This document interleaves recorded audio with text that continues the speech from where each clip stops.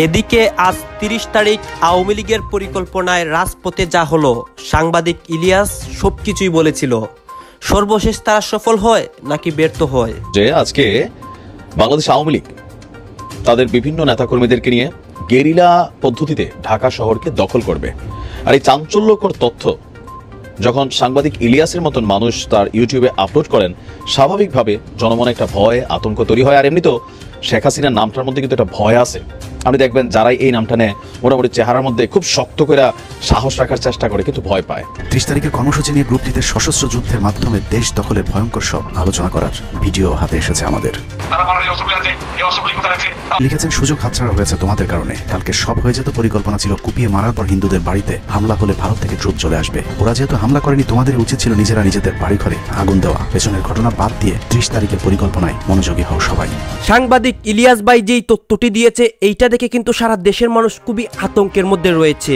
৩০ তারিখ কি হতে যাচ্ছে, এইটা সম্পূর্ণ বিশ্লেষণ সহকারে কিন্তু সাংবাদিক ইলিয়াস ভাই প্রমাণ সহকারে অনেক কিছু বলেন যে আওয়ামী লীগরা একটা পরিকল্পনা করেছে, এই ৩০ তারিখ কিন্তু তারা দেশ দখল করবে। পুলিশ, আনসার, সেনাবাহিনী তাদের সমন্বয়ে একটা টিম গঠন করেছে গোপনে গোপনে, এবং সেই টিমের দ্বারাই কিন্তু দেশের মধ্যে যুদ্ধ লাগাবে এবং দেশটা তারা দখল করে নিবে। দর্শক শ্রোতা, ডক্টর ইউনূস কি পদক্ষেপ নেন এইটা শুনে, এবং সে যে প্রমাণগুলো দেখিয়েছে সেইগুলা কিন্তু খুবই ভয়ঙ্কর। আপনারা দেখলে অবাক হয়ে যাবেন। এই ভিডিওতে আপনাদেরকে সবকিছু দেখাবো, সাংবাদিক ইলিয়াস ভাই কি কি প্রমাণ দেখাচ্ছেন, ৩০ তারিখ কি হতে যাচ্ছে, এবং এইসব নিয়ে আরও যারা বাকিরা নেতাকর্মী রয়েছে তারা কি বলতেছে, এবং দেশবাসী কতটুকু আতঙ্কের মধ্যে রয়েছে। দর্শক শ্রোতা, আমরা আর কথা বাড়িয়ে ভিডিওটা লং করছি না, আমরা সরাসরি ভিডিওর মূল আলোচনায় চলে যাচ্ছি। সাংবাদিক ইলিয়াস ভাই কি বলতেছেন, এই নিয়ে সবাই কি বলতেছে, ডক্টর ইউনূস কি সিদ্ধান্ত নিয়েছেন, সম্পূর্ণ ভিডিও দেখবেন, তারপরে কিন্তু আপনাদের মন্তব্য করবেন এবং এই বিষয়টা নিয়ে স্পষ্ট ধারণা পেয়ে যাবেন এই ৩০ তারিখের বিষয়ে। দর্শক শ্রোতা, আপনাদেরকে আমার রিকোয়েস্ট থাকবে, আপনারা কিন্তু সম্পূর্ণ ভিডিও দেখবেন, অবাক হয়ে যাবেন আওয়ামী লীগের এই পরিকল্পনা দেখে এবং ৩০ তারিখের এই সম্পূর্ণ বিষয়গুলো দেখে।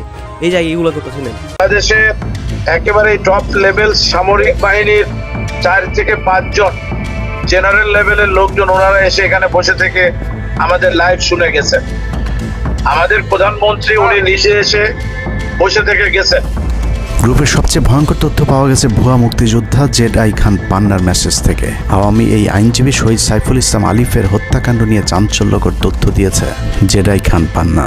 একটি চ্যাটিংয়ে তিনি লিখেছেন, দাড়িওয়ালা উকিল বেশি হয়ে গিয়েছে, আরও ২-১টারে খেয়ে দেওয়া আদালতে আমরা আছি, এখন অল্প কদিন জেলে থাকলেও ৩০ তারিখের পরে পুরস্কার পাবা। আরেকটি মেসেজে তিনি লিখেছেন, সুযোগ হাতছাড়া হয়েছে তোমাদের কারণে। কালকে সব হয়ে যেত পরিকল্পনা ছিল কুপিয়ে মারার পর হিন্দুদের বাড়িতে হামলা হলে ভারত থেকে ট্রুপ চলে আসবে। ওরা যেহেতু হামলা করেনি, তোমাদেরই উচিত ছিল নিজেরা নিজেদের বাড়ি ঘরে আগুন দেওয়া। পেছনের ঘটনা বাদ দিয়ে ৩০ তারিখের পরিকল্পনায় মনোযোগী হও সবাই। শহীদ আলিফ হত্যাকাণ্ড নিয়ে আরেকজন লিখেছেন, কালকে আদালতে একটা লাশ পড়বে, হিন্দু ভাইদের পাশে আমাদের সবাইকে থাকতে হবে, ব্রিগেড মেজরের কমান্ড মেনে চলতে হবে।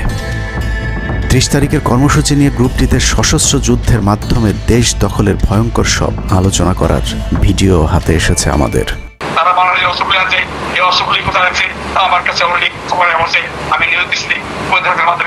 সশস্ত্র যুদ্ধের জন্য পুরো দেশকে মোট 10টি বিভাগে বিভক্ত করা হয়েছে, যেখানে একজন করে ব্রিগেড মেজর নিয়োগ দেওয়া হয়েছে, যাদের সবাই দেশেই অবস্থান করছেন।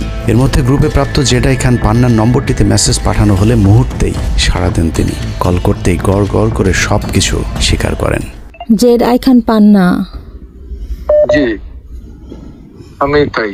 ৩০ তারিখ ৫০ থেকে ৮০ ভাগ পুলিশ, আনসার, এমনকি সচিবালয়ের আমলারাও তাদের পক্ষে মাঠে নামবে বলে স্বীকার করেন গেরিলা আক্রমণের পরিকল্পনাকারী জেডআই খান পান্না। আপনারা কি কোনো গেরিলা ইনভেশন হামলা করা যাবে?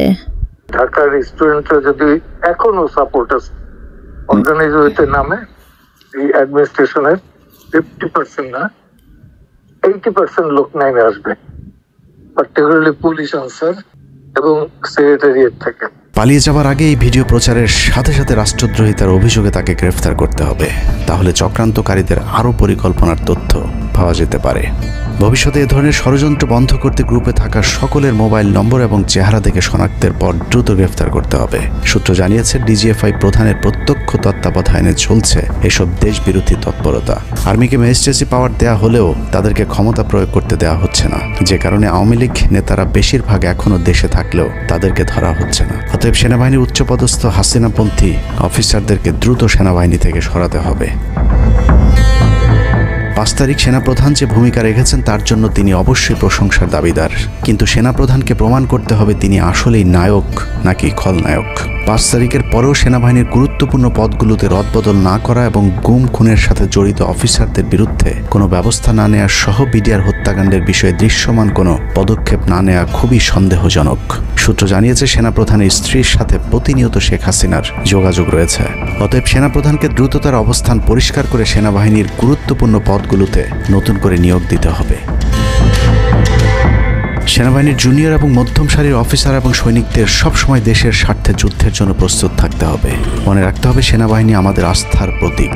সিনিয়র অফিসারদের দেশবিরোধী আদেশ এলে সৈনিকদেরকে নিয়ে তাদেরকে প্রতিহত করতে হবে। মনে রাখতে হবে সংখ্যায় আপনাদের মতো দেশপ্রেমিকদের সংখ্যায় এখনও সেনাবাহিনীতে বেশি। দেশের যে কোনো প্রয়োজনে সেনাবাহিনী যদি জনগণকে ডাক দেয় তাহলে এ দেশের প্রতিটি মানুষ জীবন দেওয়ার জন্য প্রস্তুত রয়েছে।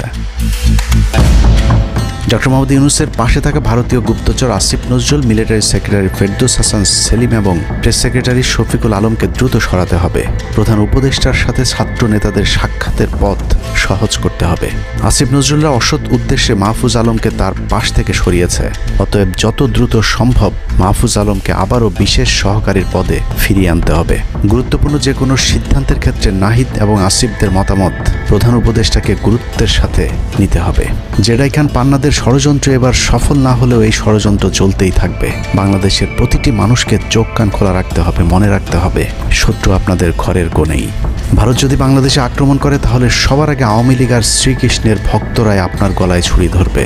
অতএব শত্রুরা যেন আবারও বাংলাদেশের স্বাধীনতাকে ভারতের কাছে বিক্রি করতে না পারে। গতকালকে রাত্রে থেকে একটা নিউজ খুবই ভাইরাল। সকালবেলাও অনেকে মেসেজ করেছেন যে আসলে ভাই আপনার কাছে কোনো ইনফরমেশন আছে কিনা বা ঘটনাটা কতটুকু সত্য যে আজকে বাংলাদেশ আওয়ামী লীগ তাদের বিভিন্ন নেতাকর্মীদেরকে নিয়ে গেরিলা পদ্ধতিতে ঢাকা শহরকে দখল করবে। আর এই চাঞ্চল্যকর তথ্য যখন সাংবাদিক ইলিয়াসের মতন মানুষ তার ইউটিউবে আপলোড করেন, স্বাভাবিকভাবে জনমনে একটা ভয় আতঙ্ক তৈরি হয়। আর এমনি তো শেখ হাসিনার নামটার মধ্যে কিন্তু একটা ভয় আছে। আপনি দেখবেন যারাই এই নামটা নেয় মোটামুটি চেহারার মধ্যে খুব শক্ত করে সাহস রাখার চেষ্টা করে কিন্তু ভয় পায়। আপনি হাসনাতরে দেখবেন, সার্জিসরে দেখবেন, অথবা প্রফেসর মোহাম্মদ ইউনূসও দেখবেন, মানে যারাই আছে, আসিফ নজরুল স্যারও দেখবেন ভয় পায়। নামটার মধ্যে একটা থাকে না, যেমন আজরাইল নামটাই ভয়ানক। তো শেখ হাসিনা আর আওয়ামী লীগ নামটা কিছুটা কিন্তু এরকম ভয়ের একটা নাম হিসাবে এটা এস্টাবলিশড হয়েছে। সো যখনই সাংবাদিক ইলিয়াসের তথ্য দিচ্ছেন তো স্বাভাবিকভাবে মানুষের মধ্যে ভয় কাজ করছে। এখন আসলে বিষয়টা কি বা এটা কতটুকু কি, তো এখন ইলিয়াস ভাইয়ের হাত তো অনেক লম্বা, আমাদের হাত এত লম্বা না। তবে টুকিটাকি খবর টবর একটু রাখার চেষ্টা করি। তো যতটুকু প্রেক্ষাপট বুঝতে পারছি যে ইস্কন ইস্যুতে একটা বড় ধরনের কোনো রকম কিছু ঘটতে পারে। তো সেই বড় ধরনের কোনো রকম কী ঘটতে পারে, যেহেতু ইস্কন ইস্যুটাতে আপনি দেখবেন যে ভারত যেভাবে স্ট্যান্ড নিয়েছে, পশ্চিমাদের কাছে ইস্কনের যেই মেইন শাখা সেখান থেকে যেভাবে স্ট্যান্ড নিয়েছে, পাশাপাশি চিন্ময় দাসের মুক্তির ইস্যুতে তার যারা অনুসারী আছেন বিভিন্নভাবে তারা সংগঠিত হবার চেষ্টা করছে। আমরা সনাতনীদের কথা বলছি না, বাট এদের মধ্যে সনাতনীও কানেক্টেড। আজকের দিনে আপনি সারা বাংলাদেশের হিন্দুদের মধ্যে 5% হিন্দু পাবেন যারা সনাতনী এবং ইস্কনকে আলাদাভাবে, আজকে 95% মানুষ, আমি আমার পার্সোনাল আইডিকে ফলো করে বলি যে সেখানে তারা সবাই একটা জোট হিসাবে কাজ করতেছে। সো এই জায়গা থেকে হয়তো সাংবাদিক ইলিয়াস বা আরও অনেকেই ভাবছেন, তবে ঢাকা দখল করবে এই কথাটার উপর আমার বিশ্বাস হয় না। কারণ সাংবাদিক ইলিয়াস তিনি অনেক আগেও আওয়ামী লীগ সরকার ক্ষমতায় থাকতো এরকম মাঝে মাঝে সরকার ফালাই দিতেন যে পড়ে যাবে, বিভিন্ন ধরনের তথ্য দিতেন। তো পরবর্তী সময় আমরা অনেক সময় হতাশ হইতাম যে আরে না, ঘটনা তো আসলে মিলে না। সামহাও একটা কী বলে যে মানুষের মধ্যে ওই সময় অনেকে আশা করতো, এখন সবাই ভয় পায়। যখন আওয়ামী লীগ ক্ষমতায় ছিল সাংবাদিক ইলিয়াস তিনি অনেক সময় নিউজ করতেন, তো এগুলো দেখে অনেকে ভয় পাইতো, মানে আবার আশাও করতো। বাট রাইট নাও তিনি যেই বক্তব্যটা দিয়েছেন আমার কাছে মনে হয় না যে এই মুহূর্তে এই ধরনের সাহস হবে। লাইক তিনি বলছেন যে ওনার যে টাইটেলটাতে পুলিশ আনসারের সমন্বয়ে গঠিত বাহিনী নিয়ে সশস্ত্র গেরিলা আক্রমণের পরিকল্পনা আওয়ামী লীগের। তো এটা কি সম্ভব এই মুহূর্তে যে পুলিশ আপনার পাগল না হইলে? উইথ ডিউ রেসপেক্ট, সাংবাদিক ইলিয়াস অনেক কী বলে যে জ্ঞানী মানুষ, তিনার হাত অনেক লম্বা, বাট আমরা বাহির থেকে যে প্রেক্ষাপটটা বুঝতেছি এই প্রেক্ষাপটে পুলিশ আনসার একত্রিত হয়ে একটা টিম হইয়া তারা রাষ্ট্রীয় বাহিনী হিসাবে তারা বিদ্রোহ ঘোষণা করবে।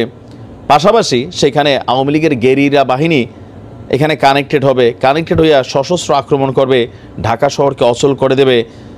এইগুলা আমার কাছে কেমন জানি মনে হচ্ছে একটু অতিরঞ্জিত। এই মুহূর্তে বাংলাদেশের প্রেক্ষাপটে আওয়ামী লীগ ফেসবুকে অ্যাক্টিভ। আপনি হয়তো ভুলে গেছেন, গেল 10ই নভেম্বর একটা ডাক দিছিল না আওয়ামী লীগ, মাঠে কয়জন নামছে দেখেন, 5-7 জন। আর এরপরে আপনি যখন আওয়ামী লীগকে পাবেন মাথায় মাঝে মাঝে কেউ হেলমেটও ব্যবহার করেন, কেউ আর মাস্ক টাস্ক দিয়া ঝটিকা একটা মিছিল দেন, যেমনটা বিএনপির সময় আমরা দেখছি, বা শিবিরও ছাত্র শিবিরকে এরকম মিছিল করে নাই, রাতে 2টার সময় দৌড়ের উপর মিছিল করতো, অথবা শহরের কোনো এক গলিতে হঠাৎ করে এরকম একটা ব্যানার নিয়ে 15-20 জন কর্মী দৌড়ের উপরে মিছিলটা করতে, আবার দৌড়ের উপরে নাই হইতো। তো আওয়ামী লীগের অবস্থাও এখন অনেকটা এরকম হয়েছে যে ছাত্রলীগ বা যুবলীগ বা আওয়ামী লীগই বিভিন্ন জায়গায় এরকম ছোটোখাটো ঝটিকা মিছিল করতে পারেন। এছাড়া এলাকা ভিত্তিক আমি আমার এলাকাকে যদি দেখি, এখানে আওয়ামী লীগের কোনো নেতাকর্মী আসলে রাজপথে নাই। যারা আছেন কিছু মানুষ পদপদবিতে ছিলেন, বাট ভালো মানুষ ছিলেন, তারা কিন্তু চুপচাপ এই মুহূর্তে কোনো রকম অ্যাক্টিভিটিস চালাচ্ছে না। তো এর বাহিরে ঢাকা শহরে আপনি এই মুহূর্তে যদি ধরেন হেফাজতে ইসলাম, তারপর হচ্ছে বৈষম্য বিরোধী ছাত্ররা, তারপর হচ্ছে বিএনপি, জামাত ইসলাম, যেই পরিমাণ এনফোর্সমেন্ট পাওয়ার তারা ক্রিয়েট করে বসে আছে, তা আপনার কি মনে হয় যে এই মুহূর্তে আমাদের আইনশৃঙ্খলা বাহিনীর একাংশ তারা, তারপর হচ্ছে যে আনসারের যেই টিম আছে তারা সশস্ত্র বিদ্রোহ করবে? এগুলো আমার মনে হয় যে পুলিশ ভাইদের প্রতি মানুষের একটা ধারণাটা নেগেটিভও কিছুটা হয়ে যেতে পারে, বা পুলিশ একটা টেনশনে থাকতে পারে। কারণ সাংবাদিক ইলিয়াস যখন নিউজ করেন, সামহাও কোনো ইনফরমেশন থাকলেও থাকতে পারে। তো এই ধরনের অ্যাক্টিভিটিসের বেলা কী হবে, উপর মহলে হের দিকে তাকাবো কি, আর যারা ধরেন একটু আওয়ামী লীগের সময় আওয়ামী লীগ মনা ছিল তারা আরও টেনশনে পড়বো, যারে কোত্থেকে কী নিউজ আসে আমাদের দিকে এরকম তাকায়, আনসারের মধ্যে এরকম কিন্তু একটা ঝামেলা পাকাবে। তবে আজকের দিন আমি যখন নিউজটা আপলোড করছি একদম সকালেই করছি, তো দেখি সারাদিন কি হয়। বাট আমার পারসেপশন বলছে ওই ইস্কন ইস্যুতে আন্দোলন যেগুলো চলমান সেগুলো হবে। এর বাহিরে আজকে ঢাকা দখল হয়ে যাবে, সশস্ত্র গেরিলা আক্রমণ করবে আওয়ামী লীগের। এই মুহূর্তে রাইট নাও আপনার হইতে পারে যে চোরাগুপ্তা হামলা এগুলা করতেই পারে, এটা খুবই স্বাভাবিক, বাংলাদেশের রাজনীতিতে এগুলা ঘটমান চলমান। কিন্তু এর বাহিরে এত বড় সাহস এই মুহূর্তে আওয়ামী লীগের নেতাকর্মীদের হবে আমি এটা বিশ্বাস করি না। আর এখন সাংবাদিক ইলিয়াস তাহলে কই থেকে বললেন, ভাই ওনার হাত অনেক লম্বা, থাকতে পারে কোনো ইনফরমেশন, গোয়েন্দা তথ্য। তো যদি থাকে সাংবাদিক ইলিয়াস পর্যন্ত আসলে স্বাভাবিক সরকারের বিভিন্ন সেক্টরে যারা বসে আছেন, আর যেই প্রশাসনের রদবদল হয়েছে, এরপরে এখানে পুলিশকে ব্যবহার করা, আনসারকে ব্যবহার করা, বা আরও যেই বিষয়গুলো আমার কাছে মনে হয় না এগুলা বাস্তবিকলি আসলে ঘটবে। তো আনা হয়েছিল। রাষ্ট্রীয় গুরুত্বপূর্ণ এলাকা কেপিআই রক্ষায় 19 তারিখে সেনা নামানোর সিদ্ধান্ত নেওয়া হয়। নিয়ম অনুযায়ী সেনাবাহিনীর কেপিআই রক্ষার দায়িত্ব পালন করার কথা থাকলেও বিভিন্ন জায়গায় দেখা গেছে সেনাবাহিনীর ছত্রছায়ায় পুলিশ এবং আওয়ামী লীগ ছাত্রলীগের সন্ত্রাসীরা ছাত্রদের উপর হামলা চালিয়েছে, কোথাও সরাসরি সেনাবাহিনীকেও গুলি চালাতে দেখা গেছে। এর মধ্যে ঢাকার 46 পদাতিক ডিভিশনের ইনফ্যান্ট্রি ব্রিগেডের ইউনিটগুলো ঢাকার প্রাণ কেন্দ্রগুলোতে ছাত্রদের উপর সবচেয়ে বেশি দমন পীড়ন চালিয়েছে। অনুসন্ধানে 19 থেকে 23 জুলাই পর্যন্ত গণহত্যার সাথে জড়িত সেনাবাহিনীর কয়েকজন অফিসারের নাম উঠে এসেছে, যারা এখনো পর্যন্ত গুরুত্বপূর্ণ সব পদে বহাল আছেন, যা ডক্টর মোহাম্মদ ইউনূস সরকারের জন্য অত্যন্ত বিপজ্জনক।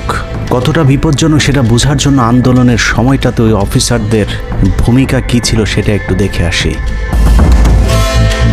আন্দোলনের সবচেয়ে বেশি রক্তক্ষেকো ছিলেন বিজিবির ডিজি মেজর জেনারেল আশরাফ। সূত্র জানিয়েছে ভারতীয় নাগরিকদের বিজিবির পোশাক পরিয়ে মাঠে নামিয়েছিলেন বিজিবির এই মহাপরিচালক। সেনাবাহিনী শেখ হাসিনাকে পদত্যাগের পরামর্শ দেওয়ার পরেও শুধু বিজিবিকে নিয়ে হত্যাকাণ্ড চালিয়ে শেখ হাসিনাকে ক্ষমতায় রাখার গ্যারান্টি দিয়েছিলেন মেজর জেনারেল আশরাফ। 5 তারিখ হাসিনা পালিয়ে যাবার আগ মুহূর্তে তিনি স্বরাষ্ট্রমন্ত্রীকে ফোন করে বলেছিলেন, কয়েক হাজার মানুষ মারলেই পরিস্থিতি ঠান্ডা হয়ে যাবে, অতএব কোনো অবস্থাতেই যেন প্রধানমন্ত্রী পালিয়ে না যান। স্বরাষ্ট্রমন্ত্রীকে তিনি এমনটাই পরামর্শ দিয়েছিলেন। 5 তারিখ সকাল থেকে দুপুর পর্যন্ত ঢাকা শহরে সবচেয়ে বেশি তৎপরতা ছিল বিজেপির। ওই দিন সকাল থেকেই ঢাকার প্রবেশ পথগুলোতে চেকপোস্ট বসিয়ে তল্লাশি চালিয়েছিল মেজর জেনারেল আশরাফের বিজিবি। বিজিবির একটি সূত্র জানিয়েছে, বিজিবি মহাপরিচালক প্রতিদিন সিওদের কাছ থেকে হিসেব নিতেন কে কতজন ছাত্র হত্যা করেছে। বিজিবি মহাপরিচালকের নির্দেশনায় খুনের সেই প্রতিযোগিতায় সবচেয়ে ভালো পারফর্মার ছিল কর্নেল রিদওয়ান। সূত্রের মতে ছাত্র আন্দোলনে বিজিবি অন্তত 500 শিক্ষার্থীকে গুলি করে হত্যা করেছে। বিজিবি প্রধান এবং রিদওয়ানের মতো তার অনুগত অফিসারদের জেলে থাকার কথা, কিন্তু তারা এখনো গুরুত্বপূর্ণ সব দায়িত্ব পালন করে যাচ্ছে। আর মেজর জেনারেল আশরাফ এখন পর্যন্ত বিজিবি প্রধানের চেয়ারেই বসে আছেন। হত্যাকাণ্ডের বেশিরভাগই জড়িত ছিল বগুড়ার 7 ইস্ট বেঙ্গল। রহস্যজনক কারণে 7 ইস্ট বেঙ্গলকে এখনো পর্যন্ত বগুড়ায় ফেরত না পাঠিয়ে ঢাকাতেই রাখা হয়েছে। মেজর জেনারেল ফেরদৌস হাসান সেলিম, যার মা ছিলেন হাসিনার অত্যন্ত ঘনিষ্ঠ বান্ধবী। ফেরদৌস সেলিম শেখ হাসিনাকে ফুপু বলে ডাকতেন। 27তম বিএমএ লং কোর্সের এই অফিসারের পাসিং আউটে শেখ হাসিনা নিজে উপস্থিত ছিলেন, যদিও হাসিনা তখন বিরোধী দলীয় নেত্রী ছিলেন। ডিজিএফ এর পদে থাকাকালীন হাসিনার টাকা পাচার এবং থাইল্যান্ডের বিভিন্ন ব্যবসা দেখাশোনার দায়িত্ব ছিল তার। 5 তারিখের সময়টাতে গুরুত্বপূর্ণ কোনো পদে না থাকায় নিজেকে এখন আওয়ামী বিরোধী দাবি করছেন ফেরদৌস হাসান সেলিম। ভয়ঙ্কর বিষয় হচ্ছে ডক্টর মোহাম্মদ ইউনূসকে ভুল বুঝে ইউনূসের মিলিটারি সেক্রেটারির পদে বসে সব কুটচাল চেলে যাচ্ছেন major general Ferdous Hasan. Guarantee দিয়ে বলে রাখলাম, সুযোগ পেলে সবার আগে ডক্টর মোহাম্মদ ইউনূসের মিলিটারি সেক্রেটারি নিজেই ইউনূসের গলা চেপে ধরবে। অতএব যত দ্রুত সম্ভব ডক্টর মোহাম্মদ ইউনূসের মিলিটারি সেক্রেটারির পদ থেকে তাকে সরাতে হবে। শেখ হাসিনার গণভবন ঠেকাতে সবচেয়ে বেশি শক্ত বলয় তৈরি করা হয়েছিল। অনুসন্ধানে জানা যায় শেখ হাসিনাকে রক্ষা করতে গণভবনের আশপাশে সেনাবাহিনীর অন্তত 13টি অস্থায়ী চেকপোস্ট বসানো হয়েছিল, যেখানে east Bengal regiment, field regiment artillery, Bangladesh infantry regiment, infantry brigade headquarter সহ সেনাবাহিনীর বেশ কয়েকটি চেকপোস্ট বসানো হয়েছিল শুধুমাত্র শেখ হাসিনাকে রক্ষা করার জন্যে। সেনাবাহিনীর এসব আর্মি অফিসারদের সম্মিলিত অপারেশনে ছাত্রদের উপর চালানো হয়েছে নির্মম নৃশংস হত্যাযজ্ঞ। কিন্তু এই হত্যাকাণ্ডই সেনাবাহিনীর ভেতরে থাকা দেশপ্রেমিক অফিসারদের বিবেকের দরজা খুলে দিয়েছিল। 20 থেকে 23 জুলাই ইন্টারনেট বন্ধ করে যে পৈশাচিক হত্যাকাণ্ড চালানো হয়েছে, সেই দৃশ্য যখন একের পর এক সামনে আসতে শুরু করেছিল, তখন সাধারণ মানুষ যেভাবে স্তম্ভিত হয়েছিল, ঠিক একইভাবে সেনাবাহিনীর বিবেকবান জুনিয়র এবং মধ্যম সারির অফিসারদেরকেও ব্যাপকভাবে নাড়া দেয়। ভিডিওগুলো যত ছড়িয়ে পড়ছিল, ততই থমথমে হয়ে উঠতে থাকে সেনাবাহিনীর অভ্যন্তরীণ পরিবেশ। 27 তারিখ প্রাপ্ত গোয়েন্দা তথ্যের ভিত্তিতে সেনাপ্রধানকে জানানো হয় পরিস্থিতি নিয়ন্ত্রণের বাইরে চলে যাচ্ছে। কোনো অবস্থাতেই প্রধানমন্ত্রীকে ক্ষমতায় রেখে পরিস্থিতি নিয়ন্ত্রণ করা সম্ভব নয়। গোয়েন্দা ওই রিপোর্টে আরও জানানো হয় সেনাবাহিনীর ভেতরে বিদ্রোহের আশঙ্কা দেখা দিয়েছে। বিশেষ করে মধ্যম সারি এবং জুনিয়র অফিসারদের ভেতর ব্যাপক অসন্তোষ লক্ষ্য করা যায়। একই রিপোর্ট প্রধানমন্ত্রীর অফিসকেও অবহিত করা হয়।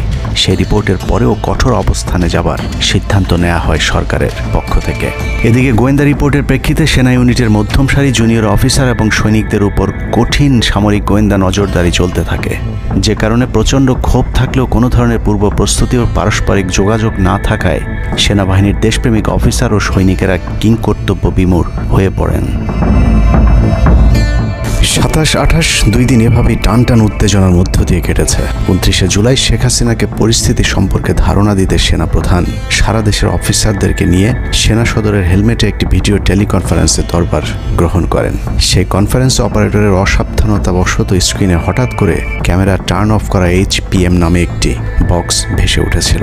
এরপরে উপস্থিত অফিসারেরা হাসিনার উপস্থিতির বিষয়টি বুঝে ফেলেন। অনেকের ধারণা শেখ হাসিনা উপস্থিত আছেন, এটা বোঝাতেই HPM বক্সটি সবাইকে দেখানো হয়েছিল, যেন কেউ কোনো ধরনের অভিযোগ করতে না পারেন। কিন্তু সবাইকে অবাক করে বেশ কয়েকজন অফিসার তাদের ক্ষোভের কথা জানান। এর মাঝে রাজশাহী CMH এর একজন মেজর র্যাঙ্কের নারী চিকিৎসক 19 থেকে 23 তারিখ পর্যন্ত চলা ছাত্র হত্যার বিভীষিকাময় বর্ণনা তুলে ধরে আবেগী এক বক্তব্য দেন। সূত্র জানিয়েছে, এ সময় সেনাবাহিনীর কয়েকজনকে কাঁদতে দেখা গেছে। একদিকে সেনাবাহিনীর উচ্চপদস্থ অফিসারদের মারমুখী অবস্থান, অন্যদিকে বেশিরভাগ জুনিয়রদের নিষ্ক্রিয়তার মধ্য দিয়ে সেনাবাহিনীতে স্পষ্ট দুটি ভাগ লক্ষ্য করা যায়। এরই মধ্যে সেনাবাহিনীর কাছে প্রাপ্ত গোয়েন্দা তথ্য অনুযায়ী যে কোনো সময় সেনাবাহিনীতে বিদ্রোহ দেখা দিতে পারে। বিশেষ করে লেফটেন্যান্ট কর্নেল থেকে নিচের অফিসারদের ভেতর ব্যাপক ক্ষোভের বিষয়টি গোয়েন্দা প্রতিবেদনে জানানো হয়। সেই প্রেক্ষিতে 3 তারিখ শর্ট নোটিসে আরেকটি টেলিকনফারেন্স কল করা হয়। মূলত ওই রিপোর্টের প্রেক্ষিতে হাসিনার বিশ্বস্ত ওয়াকার হাসিনা থেকে মুখ ফিরিয়ে নেন, কারণ হাসিনাকে বাঁচাতে গিয়ে তিনি নিজের জীবন বিপদে ফেলতে চাননি। 3 তারিখ কনফারেন্সের শুরুতেই সবাইকে ঠান্ডা রাখতে একটি মুনাজাত করা হয়েছিল, যে মুনাজাতে গুরুত্বপূর্ণ একটি দোয়া ছিল, রাব্বানা লা তাজআলনা মাআল কওমিজ জালিমিন, অর্থাৎ হে আল্লাহ, আমাদেরকে জালিম সম্প্রদায়ের অন্তর্ভুক্ত করবেন না। এ সময় পুরো দরবার রুমে পিন পতন নীরবতা লক্ষ্য করা গেছে। মূলত এই মুনাজাতের মধ্য দিয়ে ফয়সালা হয়ে যায় সেনাবাহিনী কাদের পক্ষে দাঁড়াবে।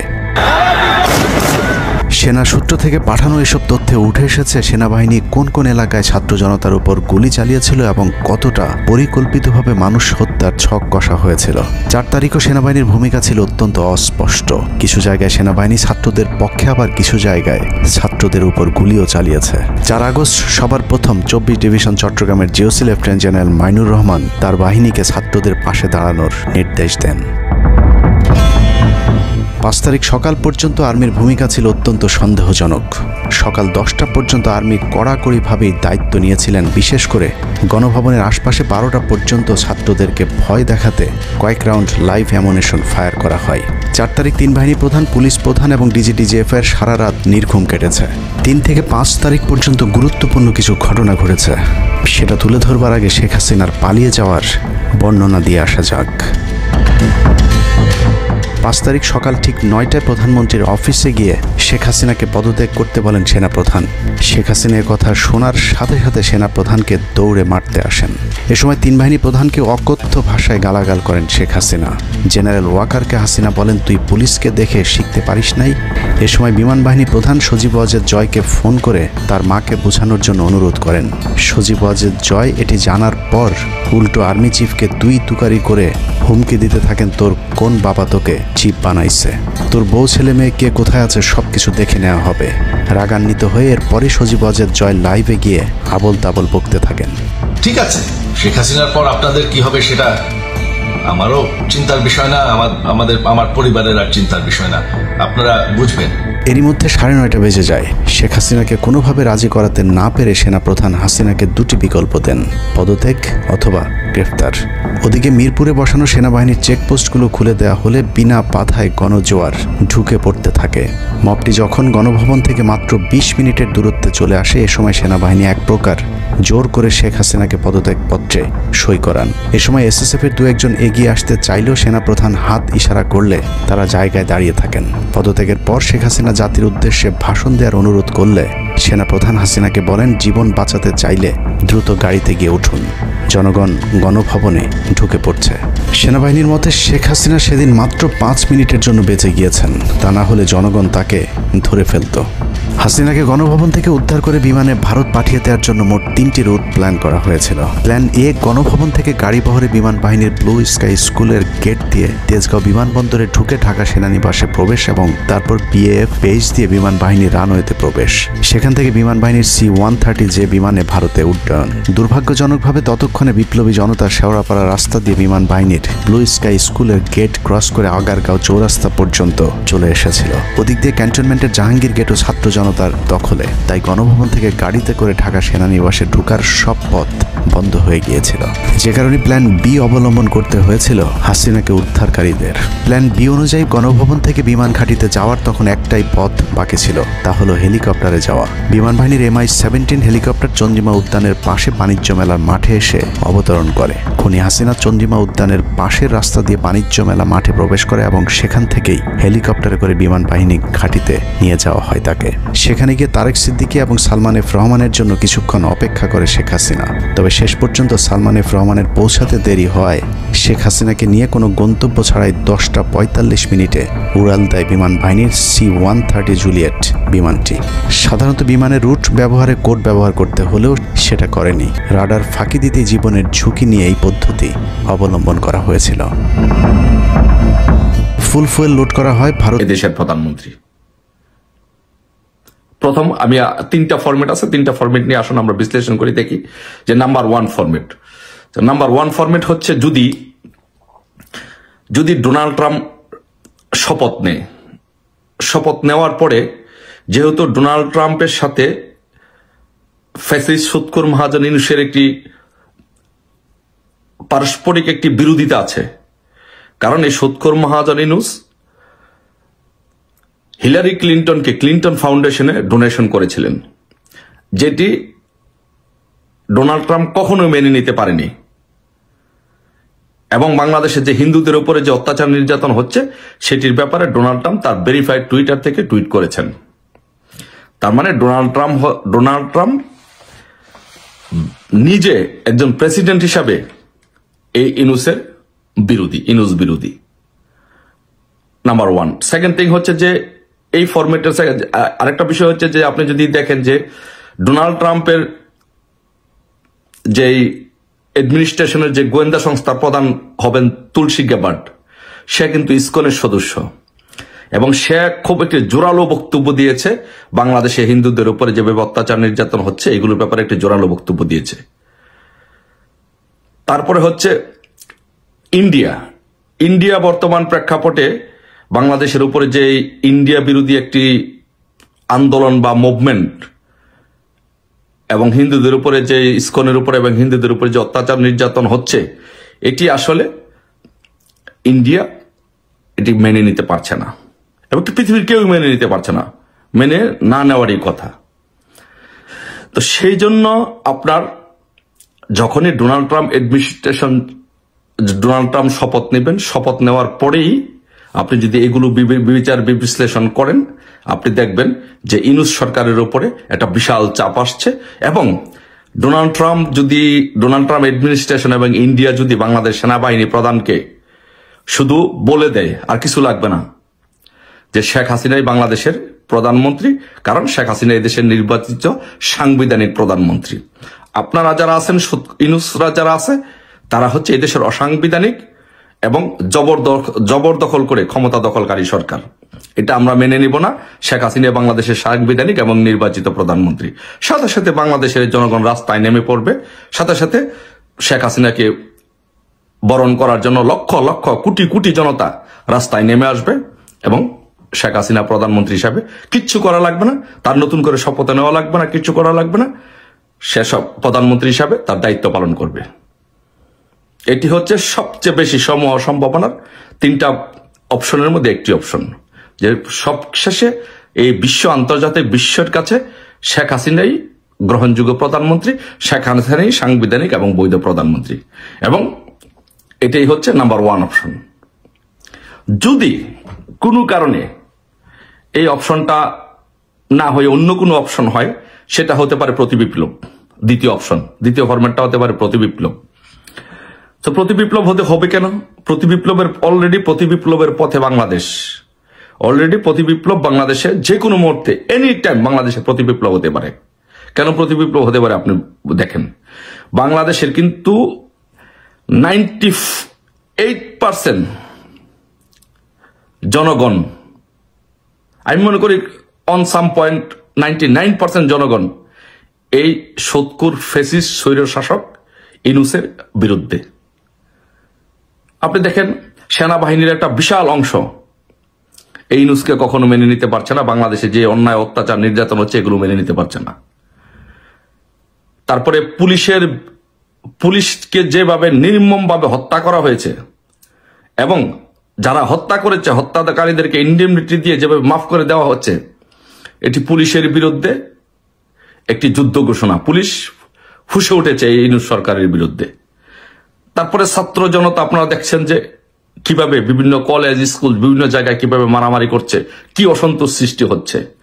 কৃষকরা তাদের ফসলে সার কিনতে পারছে না, কৃষকরা তাদের সুযোগ সুবিধা পাচ্ছে না, রিক্সাওয়ালারা রাস্তায় নেমে আসছে, মারামারি করছে, শ্রমিকরা আজকে রিক্সা শ্রমিকরা, ভ্যান চালকরা সবাই রাস্তায় আন্দোলন করছে, গার্মেন্টস শ্রমিকরা আজকে বেতনের দাবিতে আন্দোলন করছে।